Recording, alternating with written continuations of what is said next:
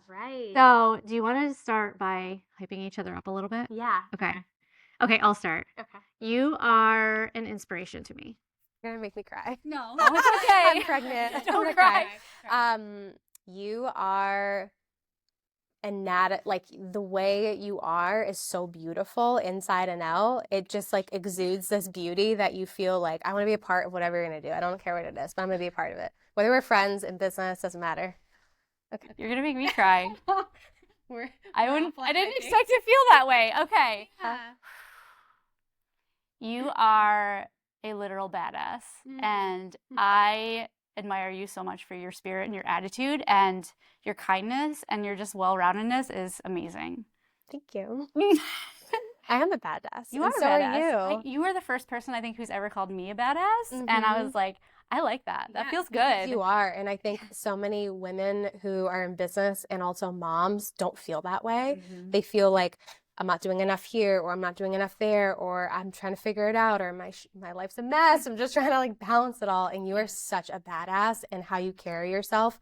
Like, it's like impossible not to love you. Like, literally, like that's why you guys are successful with, of course, your amazing partner who has built the business. And now you are in the position to take that over. So it's exciting. Thank you so much. Oh my gosh. And you're such an optimist. So I don't know. Did I just give a Yeah, I don't remember. I was the last one to hype you up, or if you were the last one to hype me up, but I it's think, kind of yeah. like me. All right, everyone. So welcome back to the Serial Optimist podcast. I'm your host, Stephanie. I am so excited for our guest today, Miss Allison Beyer with W. Beyer Creative. Yes. Out of, where are you located again? Latham. Okay, perfect. I wanted to have Allison on. I call her Allie, and I have since we met, even before we were like as friendly as we are now, because it just felt right. And earlier on set, you called me Al, and I was like, oh, I know. you must like feel endeared to me because not a lot of people call me Al, and I like that a lot. No, I am like such a immediately go for like, I'm a hugger. I love to have that rapport immediately on. And I always just, if I connect, I connect. And that's just what it is. So I apologize if I ever offend anyone. I'm like, you're Al now in my head. No, that's good. But yeah, no, how we met, I think is so fun because I started my company, officially about a year and a half ago. And I think I had just reached out to you on Instagram. You did. Yeah. So I do remember particularly this was, and I don't know how you came across us, but at the time we were filming an episode of TV for NBC.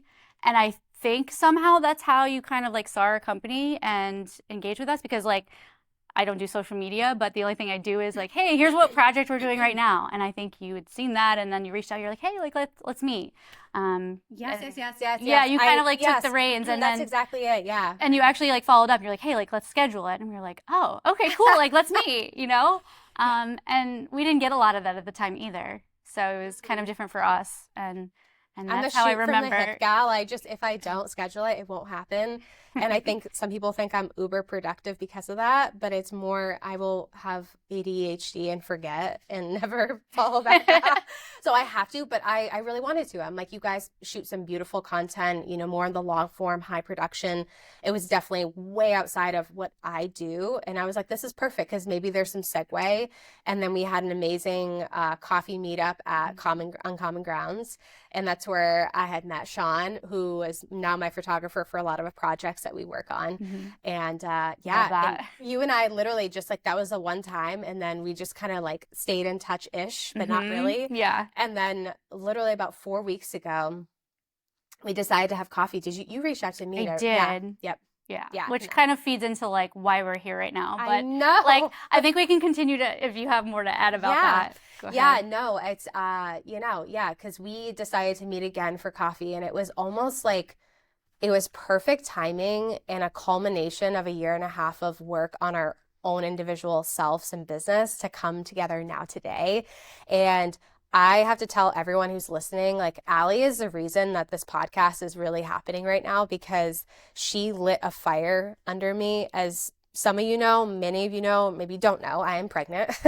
And that threw my world into kind of a shitstorm this summer, if I'm being super honest. I mean, I'm so excited. We are ecstatic about this new kind of chapter, but it was not in the plan and in the expectation, especially when you're a small business owner, you have no idea how it's going to impact you.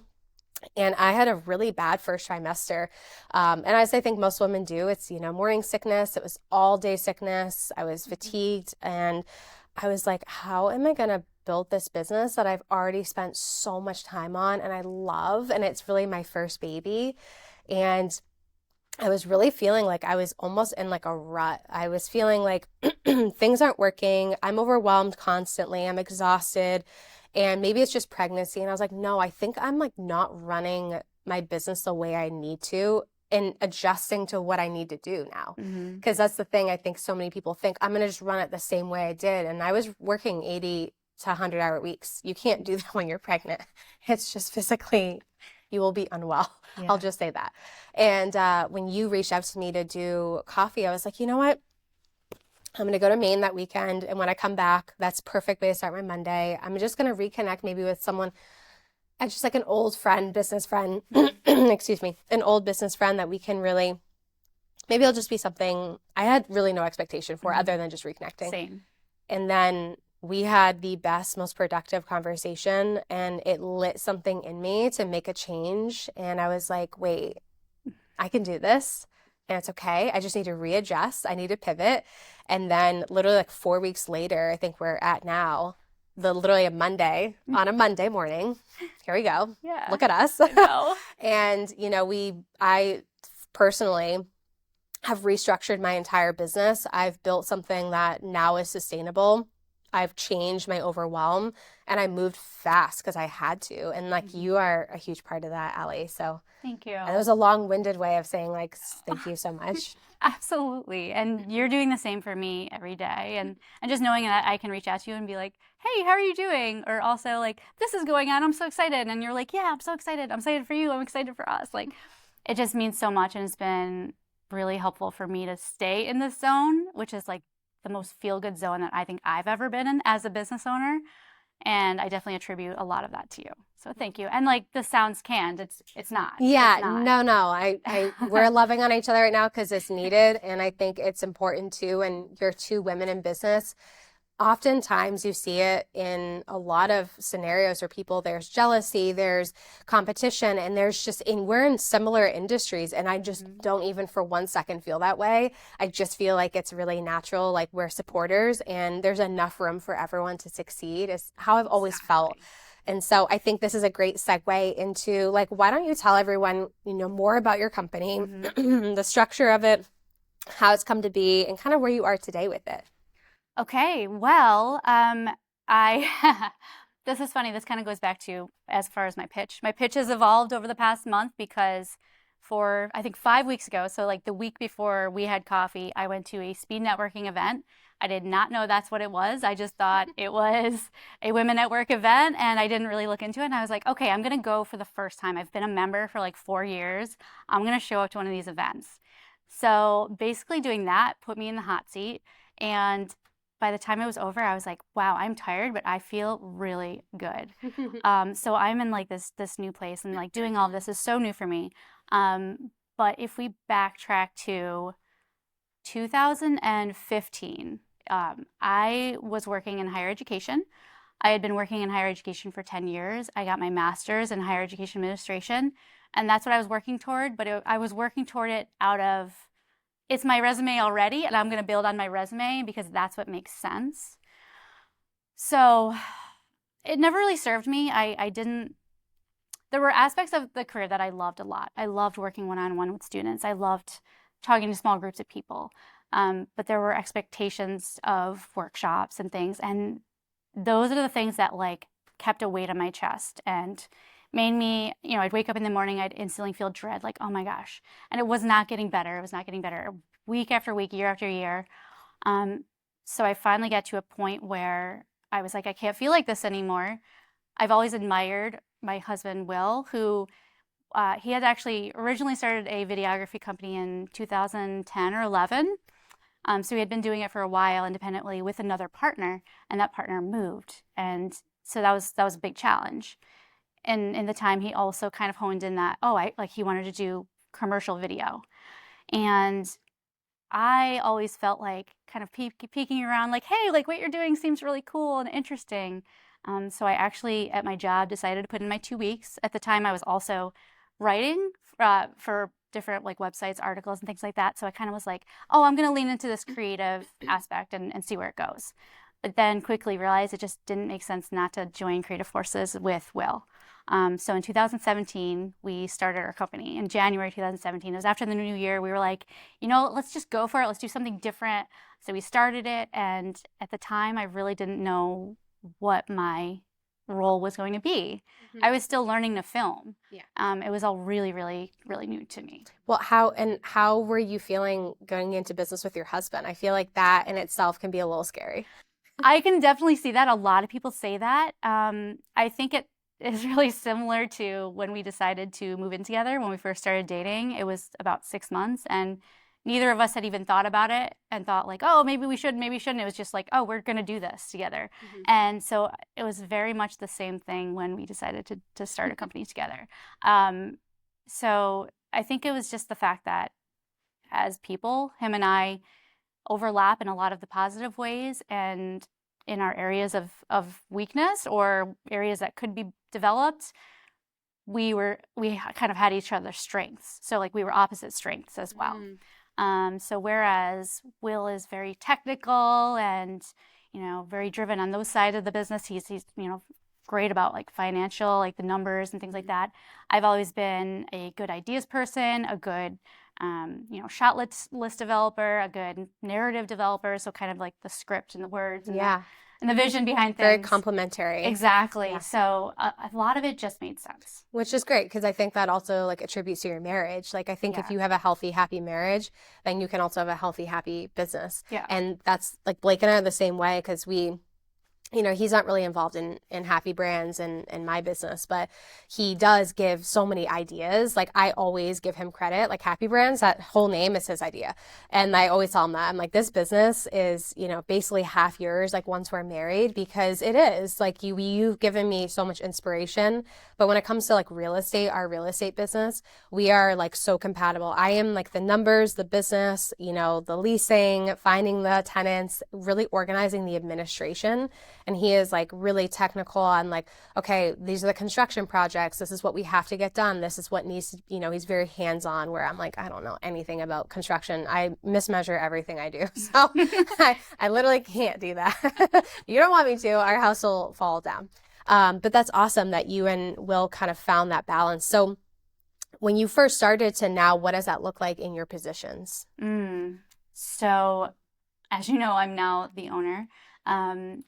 It really took me years, the first 6 years or so to get my feet as a videographer and there's just so much imposter syndrome involved and so much anxiety and fear wrapped up in that. And like, oh my gosh, like, can I do this? Am I doing a good enough job at this?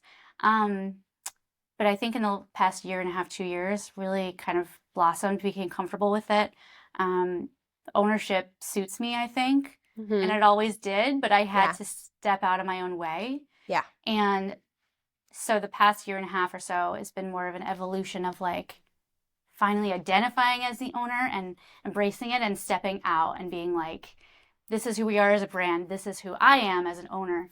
This is what we are as a company. Love that for you. It's the most exciting place to be. It's something I know has always been in me my whole life, but my body has always told me to be scared. I just have always dealt with anxiety. So I'm finally in charge. Yeah, which I think is important. I think for anyone listening, I think so many people struggle with anxiety and sometimes they get paralyzed, like analysis paralysis. What do I do? Imposter syndrome. As someone who has struggled with that, like what was the thing or the catalyst that helps you kind of step out of that or maybe grow into the role you're in now? I don't know why I'm like kind of tearing up. You're allowed to cry. Podcast. Like, I don't know what's going on, but it was, I would say, becoming a mom. I think before getting pregnant and having her, I thought I don't have enough time. Like there's so much going on. We did not have like so much that we were overwhelmed, but I felt, and my body was telling me, you don't have enough time to do all this. You're overwhelmed. Mm-hmm. I craved the couch just for the evening because I felt like I needed that much time to recharge. Yeah. And then becoming a mom, fast forward, now she's 4, but basically she has taught me how much time in a day there is and how important it is. She forced me to have to prioritize, to continue to grow the business and to also continue to grow as a mother. Mm-hmm. And adapting to that role was not easy.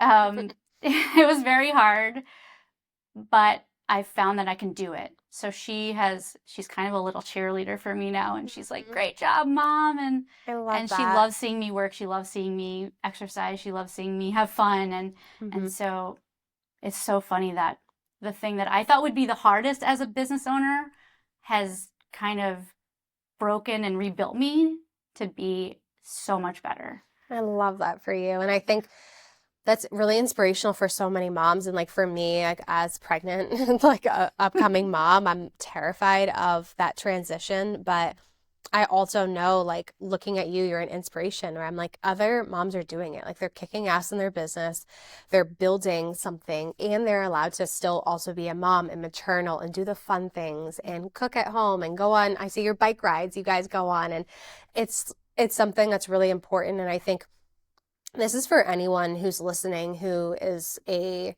wannabe entrepreneur, business owner.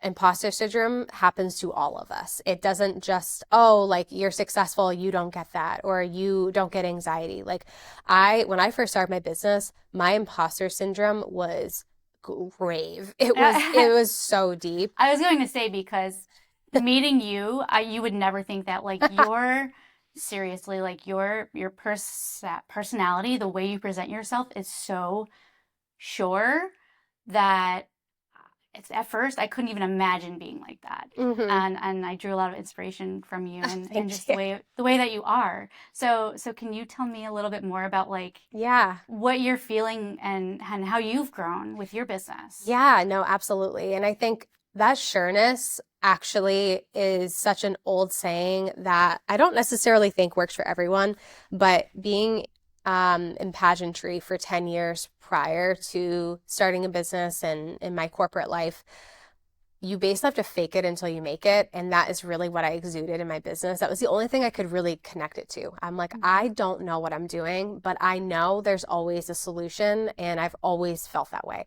I'm like, okay, if I mess up here, you know what? There's a way to clean it up. There's a way to fix it.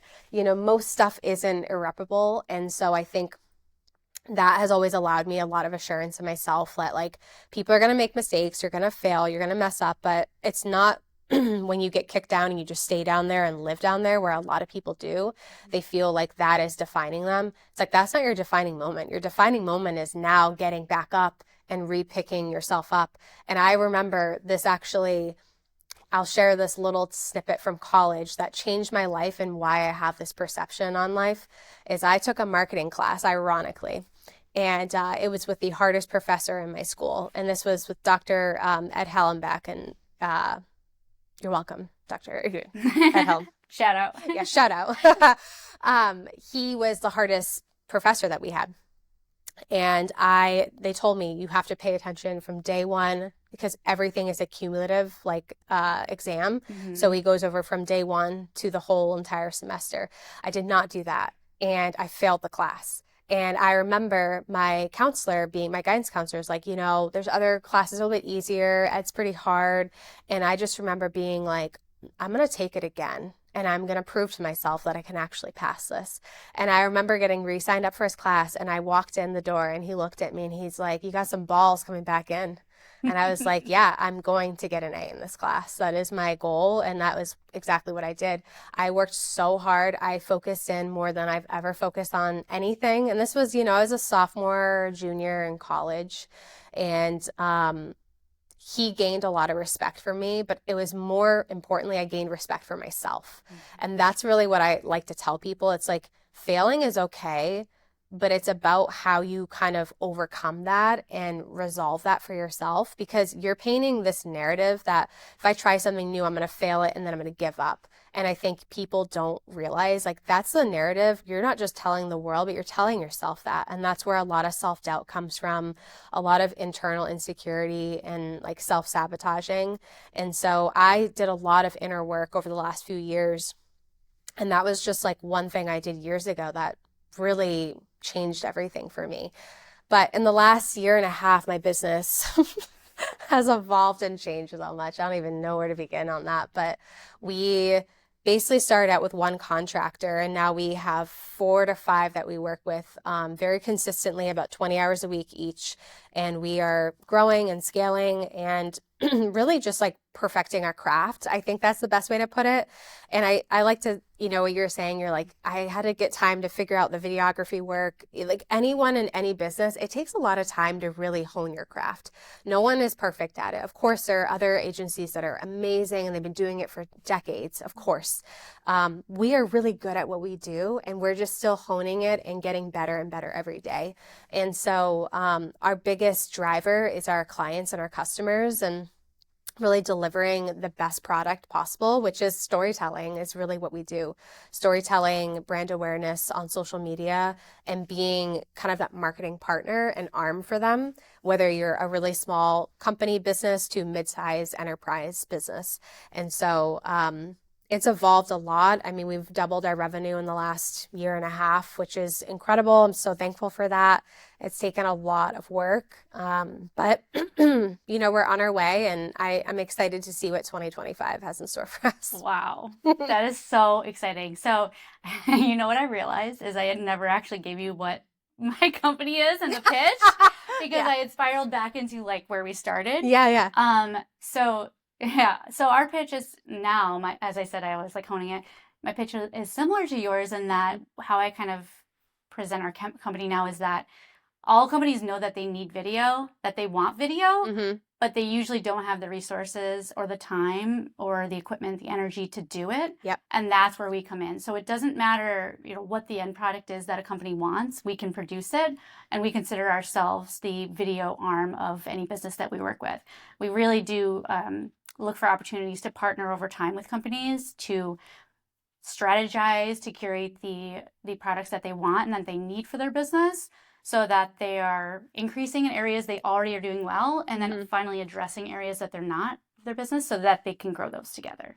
I love that. That's a great pitch. And I mean, anyone has seen their work or hasn't, it's beautiful. You guys do great production. And I think as a creative as well, I have always told anyone, I'm like, if you need like more long form production or any type of video production at like a high caliber, like you guys are the call to make, because the equipment that you guys use, shout out to you and Will for producing this today, is expensive to buy that. And then to know how and learn how to even produce it. I mean, I look at your cameras and I'm like, nope.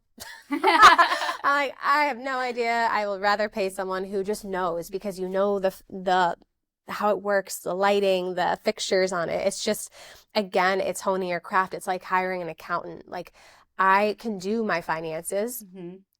Should I know? Right, exactly. No, I should hire someone who's way better at it and who can do it in an hour versus it's going to take me 7 hours to go through and reconcile everything. And I think this is just like a great testament to anyone who is looking to hire someone.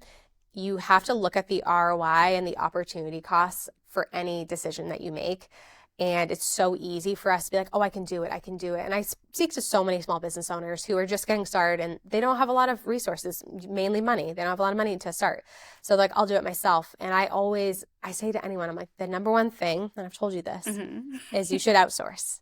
Because outsourcing will allow you more time back into your business to reinvest. And yes, it's an investment, but that now is giving you like, focus on the stuff you're really, really good at. And I think I've seen so many people in business and in life be like, well, you need to be really good at everything. You have to learn how to be good at everything. I think you should know how to do everything, but I don't think you have to be an expert at everything. Like for me, I know how to run my whole business from soup to nuts, as you guys do. I know how to do it from start to finish. Do I need to? No. I can hire someone that can do the scheduling for our social media, because to me, that's not a big enough ROI for me to do that I can pay someone to do, where it's like I can go out and get more business for us. That's a much larger ROI per hour, etc. And that's what I did to kind of expand my business. And that's why we've scaled, is I just found areas where it's like, I really could just pay someone to do this, and my time is better spent expanding and finding bigger opportunities to make more money for myself and my team. Exactly. And I think that's what I'm most proud about for our business currently, is we have been established for almost 8 years. And I think for a long time we were selling services, and now we're selling solutions, and we're also thinking bigger. We're finally thinking about how we can actually scale. Yeah. We've always gone back and forth about how we should scale, but I think we're actually ready to scale. We're starting to have those conversations about, okay, so what kind of services can somebody else do for us that makes it so we can grow our business, so we can all grow together? Yeah. Not to give grunt work to anybody, but like giving somebody else business, and so that we can get more, and so they can also have more. So it's kind of like this hand helping the other hand. Well, there's a job for everyone, Yeah. and there's an opportunity for everyone. Like I'm so thankful that one of my team members, and this is a shout out to Caitlin, I absolutely adore her, and she is our operations manager. She's a stay-at-home mom. She has a 1-year-old, and then she has 3 other kids that are her stepkids, but she has 4 kids basically that she's watching. And she's like, when she reached out to me, I had a job opening, and it was kind of like a part-time kind of admin role. And she was like, I need something really flexible. I'm open from like 8 a.m. until like noon, and then after that I need to be with the family and the kids. That is really hard to find, a company really flexible that can also give you time off, or I'm sick, and it's just, it's not an issue. For me, I was like, I need someone really flexible as well. And that's where it worked out. So I think whatever you hire for in any business, there's a job for everyone, but there's also a really great opportunity that you give someone else. And so for her, I know it's been huge because it allows her so much flexibility, where like some days she's like, I'm with the kids all day, I'll get to this at 7 p.m. tonight. And that's totally fine by me. As long as we're getting all of our stuff done and we're very much in communication, it doesn't matter to me. And so I think there's just always a job for everyone. So I'm excited for you guys. I think like knowing like you want to scale is one thing, but then knowing how to and what that looks like is always a hard battle. It's really figuring hard. like how do I actually have to get there? And that's been our conversations last few weeks of like, how am I going to get to that next level? And what does that actually look like? And there's so many moving pieces. But once you figure that out, it's like, okay, shit, it's like limitless. There's so much that we can do.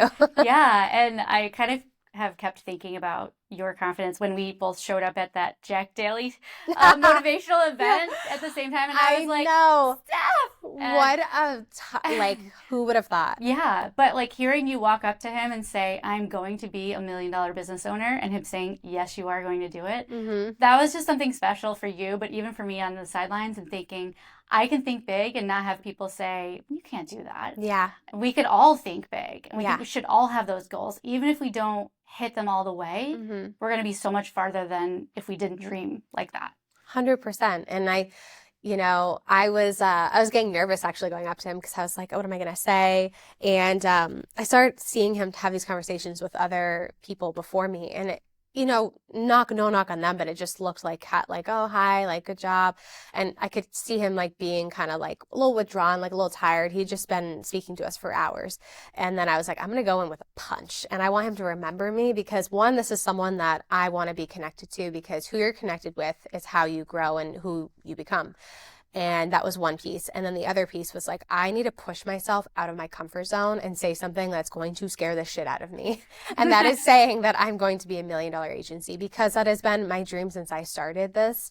And I remember probably like 6 months in, I was like, you know what? I don't need to be $1 million agency. It's fine. Like, I'm okay. And then now we're at a point where I'm like, no, that was bullshit. I was just I was gaslighting myself, basically being like, it's too much for you, you can't handle it, it's not something you can do. It's absolutely something I can do. It's just, how do I do that in a way that makes sense for us in our life? And, building a family together, having time together with family, those things are so important to me. But it's also very important to me to build a legacy and change my generation in my family, generational wealth. I grew up in generational poverty. My whole family on both sides have, relatively been pretty poor their whole lives. And I just refuse that that's the narrative that we have to live. I'm like, we are too smart. There's too much at our disposal to not do something with it. And it's scary. It's so to think scary. That way. It is so scary. And you're gonna have family members that are gonna be like, oh yeah, okay. And when you say $1 million agency, oh, you want a Lamborghini and you want $1 million, I'm like, no. I want a paid for house and I want to go on vacation. I want to have a big savings account. We know that we are not going to keep all of those millions. Like the whole point of doing is to make opportunities for other people and for ourselves. Well, exactly. And I tell my team that all the time. I'm like, the more money we make, the more you're going to make, because I do quarterly raises. I look at bonuses all the time. I even do paid time off. They're contractors. They can do whatever they want, but I'll offer, hey, if you're out, I'll still pay you for that because you're a valued member of our team. And that's what's really important to me, is showing that value.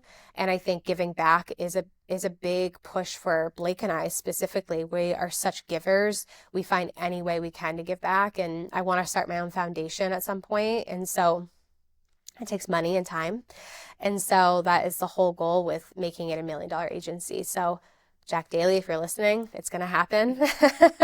And I'm really excited. And I'm happy that you were there to witness it. And to everyone listening, it was such a crazy, serendipitous moment of walking in. So I was introduced to this guy to help potentially mentor my business from Allie.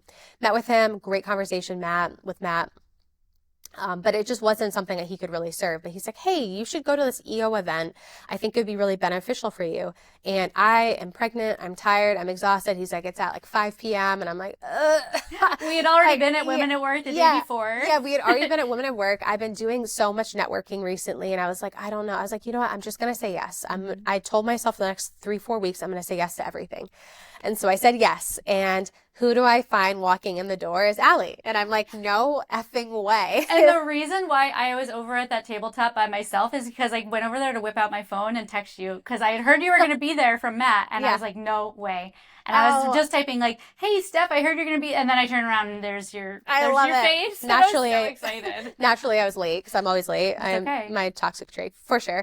But we're all allowed one. I know, that's definitely my one. I'm never on time. So I apologize to anyone in advance if they take offense. It's no offense. I'm just a mess. I think motherhood is going to break you of that. Yeah. Or maybe not. I mean, it's also hard, but it might light a fire under you to where you're like, I need to be on time. Oh, 100%. Yeah. I don't like even giving an excuse. It is something I don't love about myself, is that I'm late a lot of the time, and it's time management, for sure, and figuring that out. And I think we all have our struggles, and that's mine. But it was so fun seeing you. And it was funny because imagine this, I'm going to paint this landscape for everyone else. It's majority men, and they are all 6 feet tall in suits. And it's just me and Allie, who are 5'1" and 5'2". And we're in these cute little outfits. We're bopping around, and everyone's in these little cohort areas. And you just see these two little pixies trying to make their way in, trying to have conversations with people.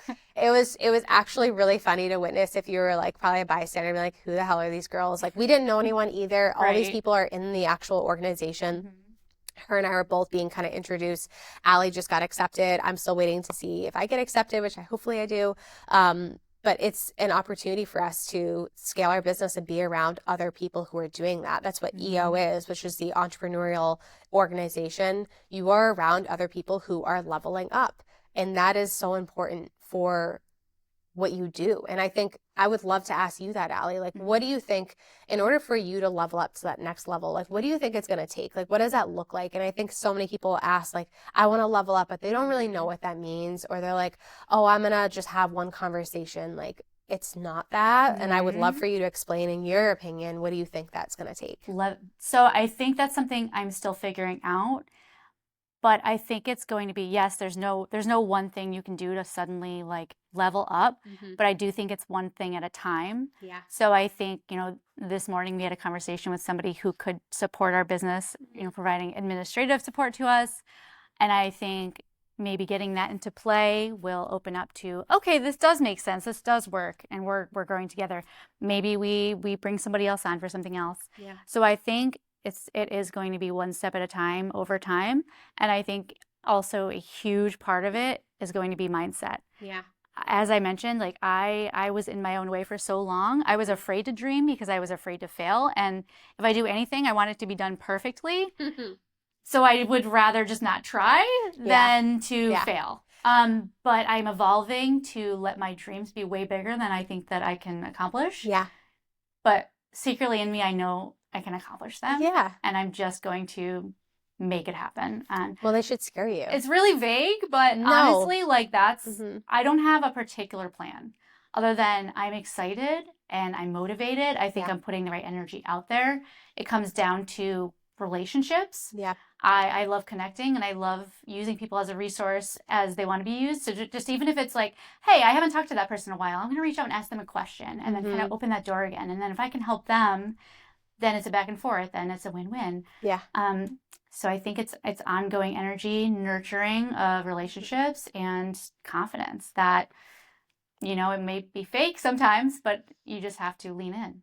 And no, I that's love what that. I'm excited about. I love that for you. And I think you just pinpointed something so important. And this is something I think I'm good at, is I'm a shoot from the hip gal. I do not care about perfectionism, which doesn't always yield me in the best things too. And I know that there's a good and bad on both sides. You can be a perfectionist because everything comes out perfect. You can be a shoot from the hip. Not everything's perfect, but you get it done. I am much more of, I'd rather get it done 80% and then get it done versus getting it done 100% and it's going to take me a lot longer. Because to me, my ADD will not allow me that. I can't be a perfectionist because I can't physically, mentally do that, which is why I have an incredible team that they're the perfectionists with the work that we do, because they're the ones that are so detail oriented and I can get it right to the finish line on that last 20%, which works for me. But I think it's important for people to know that failing is so huge. I mean, you hear Sarah Blakely, the inventor of Spanx and now Sneaks. She talks about this so much. She's like, at the dinner table when I was growing up, my dad would ask, what is one thing you failed at this week? And I think it's really important test for everyone that failure has been seen as such like a negative by so many that it's really not. It's actually, oh, I tried something, it didn't work out, now I'm going to try something else. And I'd say this to so many people, mentors and mentees I've worked with. I'm like, you usually have two roads and you have to choose from that you're working on. You can choose either one. One's going to be the right road. One's probably not going to be the right road. But either way, you're going to find out what the right road is. So it's like, it doesn't really matter which road you choose. One might just get you there faster or more accurately, or the other, maybe they open a door that you didn't even realize was there. And you're like, oh shit, like this actually is something, but this other road's probably better, but I still got something from this, whether it's a life lesson or a connection or something. And so that's what I always like try to hone in on mentees that I've worked with before, or, consulting calls. Just choose one of the roads and just go for it, and then you'll figure it out. And the cool thing is you can just figure it out. Yeah, you can just hop over to the other road anytime. Exactly. And so I think that's so important. But you hit on such a pivotal like part of this discussion about leveling up. And leveling up to me personally is leveling up in all areas of your life. That means eating better. It means exercising, getting good sleep, doing things that are good for your wellness. Like I do therapy weekly. Shout out to Emma. She is the best human alive. I love her. And she's changed my life because she allowed me to open up wounds that I knew I had. I just didn't want to deal with, but I had to because it was going to allow me to be a better person, a better mother, a better partner, a better business owner. And that is so important when you do inner work, regardless of what that is. And everyone has trauma, whether it's micro or macro trauma, everyone has it of some degree. And so I think leveling up really comes from so much, like you said, from within, and that confidence and motivation and your own kind of like mindset. And if you don't do that work, it's really hard to level up, because then you can't make these really clear decisions in your business because you're worried about something that happened 10 years ago that you're still in your head rolling through. And it's like, you got to let go. You got to figure it out and you got to work through it. So I think you really hit on something big there. Yeah. And you did too, because I 100% believe in the well-roundedness of your day. And, I think one of my greatest like business advice messages would be to go for a walk, because I can't tell you how many great ideas and decisions I've made just because I went for a walk. Yeah. I cleared my head and I got some fresh air. And that's such an important part of my day. No, I think you're so right on that. I'm the same way. Like if I am stuck, I stop what I'm working on and I go do something completely different. Like I'll go like put away the dishes, or I'll do the laundry, or I'll go on a walk, or I'll go like run an errand. And that allows me that space to just kind of open back up, because we all get blocked with what we're doing, especially in creatives. We get creatively blocked. We're trying to figure out a problem, or we don't like exactly what was produced and we're trying to figure out how to pivot it, which is always the hard part. And so walking away to just take a deep breath is the best way. And then you come back and you're like, all right, I'm refreshed, which is why weekends are so important to me. I used to work all weekends, and I still do some work on weekends, but I stopped really doing all weekends, because before I, got pregnant, to me, I was like, it was fine. It actually wasn't. And this is what I should have done regardless if I was pregnant or not. But it burnt me out, and I was starting to get so burnt out in my business and so overwhelmed because I was working so much and had no time to just reconnect back, ground myself, and refresh, and then come back to Monday like ready to go. I have ideas. I'm feeling refreshed. I feel good. Like everyone needs rest days. I usually only need one. One day for me is good. Like I usually have Saturday as like a day where there's no work. It's just like home life, family, friends, something, and or Blake, anything with him. And then Sunday is like my productive day. It's like, all right, I'm going to get our meal prep done, our grocery shopping, cleaning the house, like anything I can to set myself up for success. And then I make my to-dos for the week. And maybe there's an urgent task I have to get done for work. I'm going to get done before Monday so I can go into the week really like set to go. But I think that's something that's important. Don't feel sorry or bad to take rest and time, because I think the people that don't end up fizzling out a lot faster. And it's not a sprint, it's a marathon. Yeah. I mean, business ownership, as you guys know, you guys are almost in a decade now of business. It takes a lot of time and to build it, and you're going to have to take time off to just recalibrate. Absolutely. So Steph. Yes. I have an idea for how maybe we could wrap our conversation. Yeah. Which would be, I want to hear from you. What are you most optimistic about your business? What are your most crazy, biggest goals that you are chasing? That you're willing to share? Yeah. Oh my gosh, I'm always willing to share. I think I overshare. I'm a classic overshare. These are really good questions. So I think what I'm most optimistic about right now is our team. Our team is amazing. Like shout out to Taryn, to Caitlin, and to Maddie, and then my other Maddie who does our ads. I could not see and feel good about this growth that we're going to go into for the new year without this team. They are so bought in. I am so bought into them. And it's something that we've built kind of like an inner HBCO like tribe, which is what we call Happy Brands Co. It's just HBCO is like our acronym. And that is really something I think it's so important in business, is you have to have a team. I actually hate the saying that it's lonely at the top. And yes, it can be. But I actually now, as I've evolved, I don't think it is. I think it's a culmination of building your network around you. Like you're like my business bestie, like other women or even men who are in business, and you're empowering each other. And then you have your actual team doing the work together day to day to build this. They all know that I want to make this something really big and special, and they want to be a part of that, because that only means opportunity for them too. So that's what I'm most optimistic and excited about. And we plan on expanding the team next year. We're going to have to with the growth that I foresee. So we've family or business wise. Exactly. We've literally been, so since I started in 2022 doing consulting. 2023 was like our first like full like year at starting. And this is like going into our second year.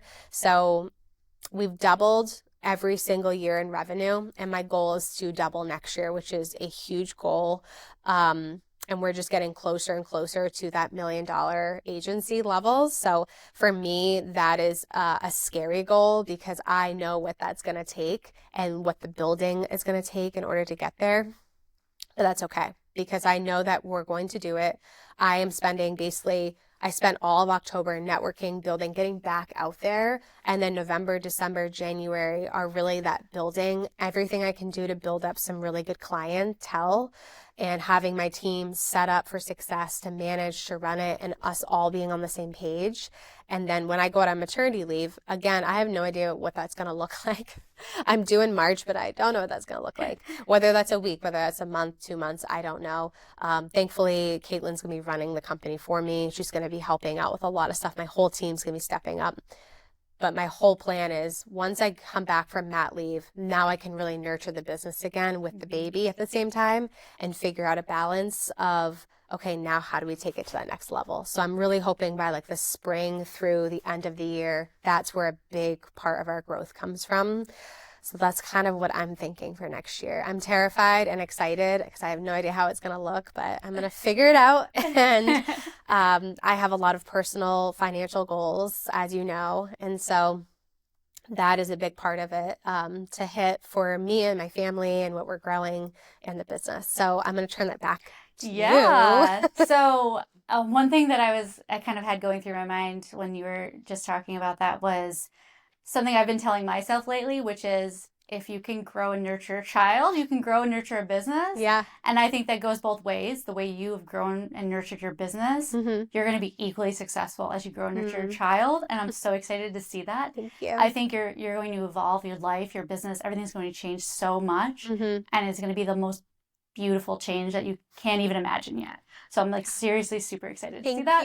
Thank you. So as for us, I think we're looking at, we're coming up on a decade, like you said, of our business in a couple of years. And I think by then we should see some level of scaling.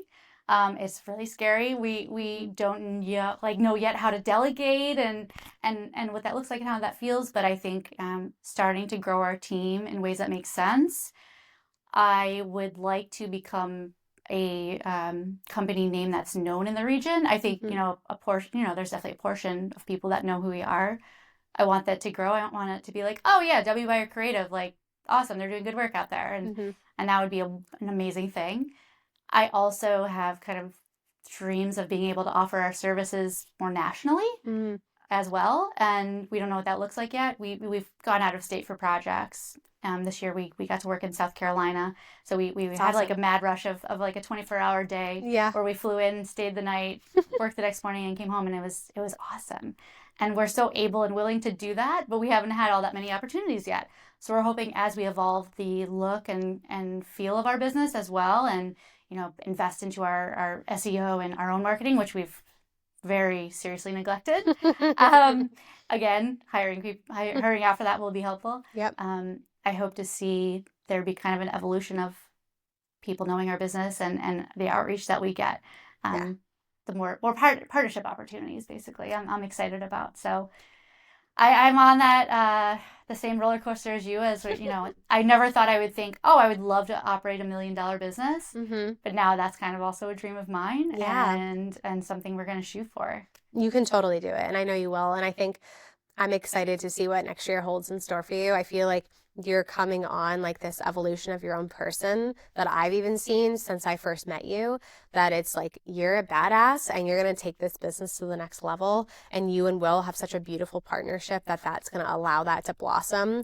So I think there's only but success ahead of you. And I'm so thankful that you came on this podcast, and thank you so much for sharing your story and talking with me and being such an inspo and a great friend in this business. And, I'm excited to see what happens for you. Thank you so much. I'm so excited. Thank you so much for having me here. This is awesome. And I can't believe I'm doing this, and I'm so excited. And like this, again, is just a testament to you and the fact that I believe I can do hard things now because Oh, yeah, you're you in my can. life now. Yeah, well, of course. And you can do it even if I wasn't. And I think, but it does sometimes, it helps having a friend who can just tell you that.